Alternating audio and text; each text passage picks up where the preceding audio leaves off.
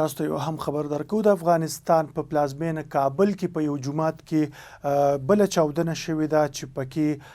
4 کسان وژلې شوي دي او د دې ترڅنګ 25 کسان په دغه چاودنه کې ژوبل شوي هم دي. د طالبانو د کورنیو چارو وزارت ویان عبدالنافع ټکور پخلی کړی دی چې دغه چاودنه نن 1:30 بجه ماسپښین مهال په جومات کې دننه ترسره شوې ده چې پکې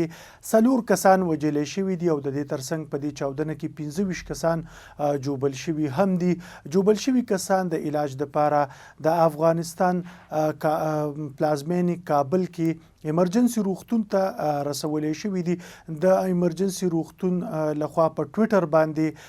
تصدیق شوی دی چې په دې پیښه کې جوبل شوي 20 کسان دغه اسپتال ته وروړل شوي دي چې پکې 2 کسان اسپتال ته د وروړل کېدو نه وړاندې ساه ورکړې ده. د کورنیو چارو وزارت ویان هم دغه چاودنې پخلی کړی دی. د چاودنې وروسته سیمې ته په ګڼ شمېر کې د طالبانو ځواکونه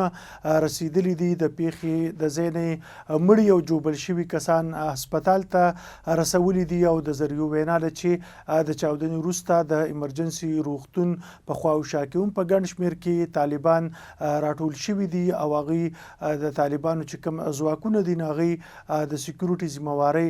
سمبال کړي دي. دغه چاودنه په کابل کې په جومات کې دننه په داسې حال کې ترسره شوې ده چې د تېرې جمعې په ورځ باندې د کابل په کاج ښوونیز مرکز باندې هم یو خودکش حمله کې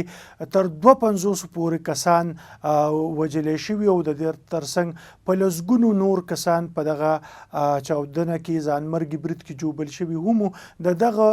ځانمرګي برید کې د وژلې شوو کسانو کې اکثریت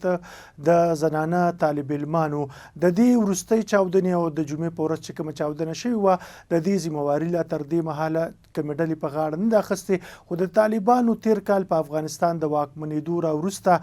په د هېواد په بېلابېلو سیمو کې د ترسره شوو دغه شان بمي چاودنو او ځانمرګي بریدونو پړه توندروه ډلې داعش منلې ده. د نورو معلوماتو اپډیټس لپاره د وحدت نیوز سره اوسئ.